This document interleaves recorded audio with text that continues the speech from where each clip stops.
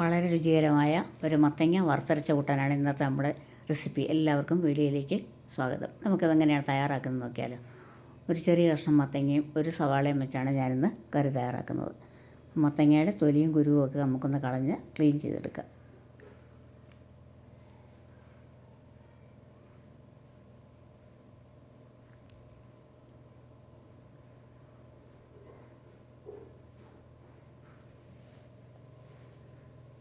വളരെ രുചികരമായൊരു ഒഴിച്ചുകൂട്ടാനാണിത്. എല്ലാവരും തയ്യാറാക്കി നോക്കിക്കോളൂ.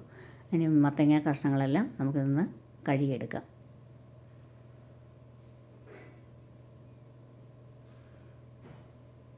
ഉള്ളി അതുപോലെ തന്നെ തൊലിയൊക്കെ കളഞ്ഞെടുക്കാം. ഇത് 2 കഷ്ണങ്ങൾ മാത്രം മതിയാകും നമുക്ക് നല്ല രുചികരമായ ഈ വറുത്തരച്ച കൂട്ടാനുണ്ടാക്കാനായിട്ട്.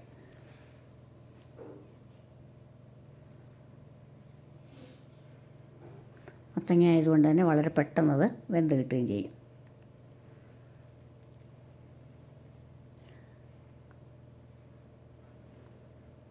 കഴുകിയ കഷ്ണങ്ങൾ മത്തങ്ങയെല്ലാം കൂടെ നമുക്ക് ചട്ടിയിലിട്ടൊന്ന് വേവിക്കാനായിട്ട് എടുക്കണം. ഉള്ളിയും ചെറിയ കഷ്ണങ്ങളാക്കി അതിലേക്ക് അരിഞ്ഞിടാം. ഒരു പച്ചമുളകും കൂടെ നമ്മൾ ഇതിനകത്തേക്ക് ചേർക്കുന്നുണ്ട്.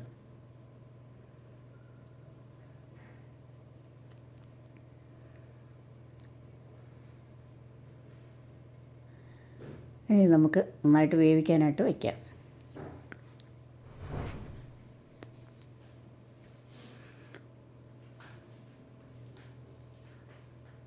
ഒരു 1/4 ടീസ്പൂൺ മഞ്ഞൾപ്പൊടി ചേർത്ത് കൊടുത്തു. എരിവിന് ആവശ്യമുള്ള ഉപ്പ് രുചിക്ക് ആവശ്യമുള്ള ഉപ്പ് ചേർത്ത് കൊടുത്തിട്ടുണ്ട്.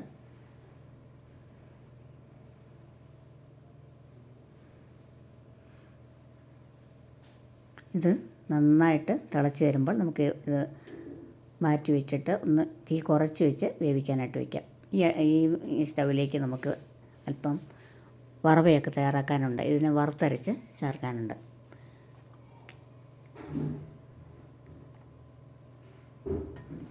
പാൻ വെച്ചിട്ടുണ്ട്. പാൻ ചൂടായി വരുമ്പോൾ ചൂടായി വരട്ടെ, അതുവരെ വെയിറ്റ് ചെയ്യാം.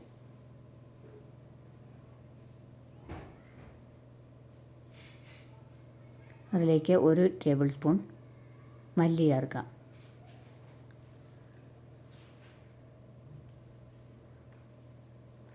2-3 മുളക് ചേർത്തിട്ടുണ്ട്.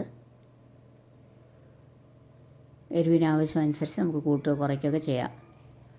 ഇതിനെയൊന്ന് ഇതിൻ്റെ മല്ലിയുടെയൊക്കെ പച്ചവാസന മാറുന്ന വരെ നമുക്കിതൊന്ന് ചെറിയ ചൂടിൽ വെച്ച് ഫ്രൈ ചെയ്തെടുക്കാം.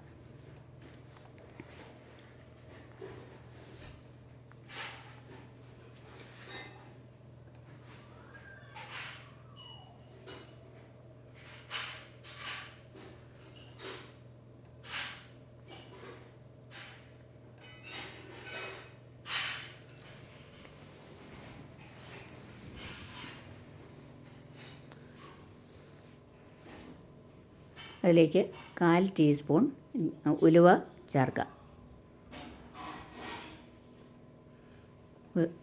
ഉലുവ കൂടിപ്പോകാൻ ശ്രദ്ധിക്കണം, കയ്പ്പൊക്കെ ഉണ്ടാകും. അപ്പം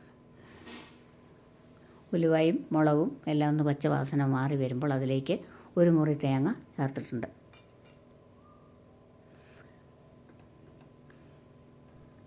ഇനി നമ്മൾ തീയലിനൊക്കെ വറുക്കുന്നത് പോലെ ഒരു റെഡ് കളർ ആകുന്ന വരെ നമുക്കിതൊന്ന് ഫ്രൈ ചെയ്തെടുക്കണം. അതിന് തണുക്കാനായിട്ട് വെച്ചിട്ടുണ്ട്. വറുത്ത ശേഷം മത്തങ്ങയൊക്കെ കണ്ടില്ല തിളച്ച് വെന്ത് വന്നിട്ടുണ്ട്.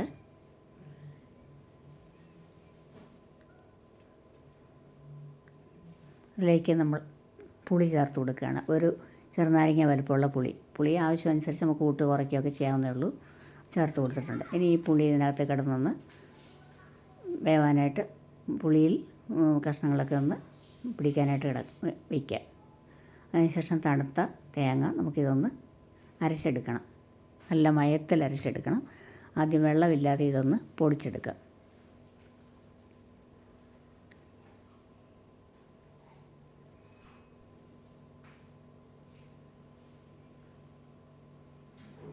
നല്ലപോലെ ഒന്ന് പൊടിച്ചതിന് ശേഷം കുറച്ച് വെള്ളം കൂടെ ഒഴിച്ച് നല്ല സോഫ്റ്റായിട്ട് അരച്ചെടുക്കുക.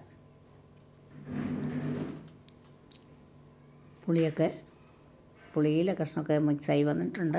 നമ്മുടെ അരപ്പിനി അതിലേക്ക് ചേർത്ത് കൊടുക്കുക.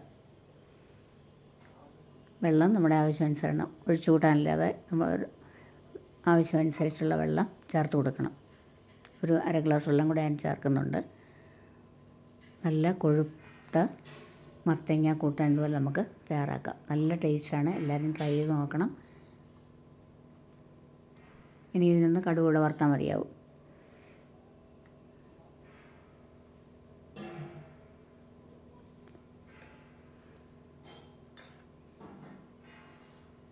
ഉപ്പൊക്കെ പാകമാണോ എന്ന് നോക്കണം. പിന്നെ നമുക്കൊരു 2 കരിവേപ്പില കൂടെ ഇതിൻ്റെ കൂടെ ചേർത്ത് നന്നായി ഒന്ന് തിളയ്ക്കാനായിട്ട് വയ്ക്കണം.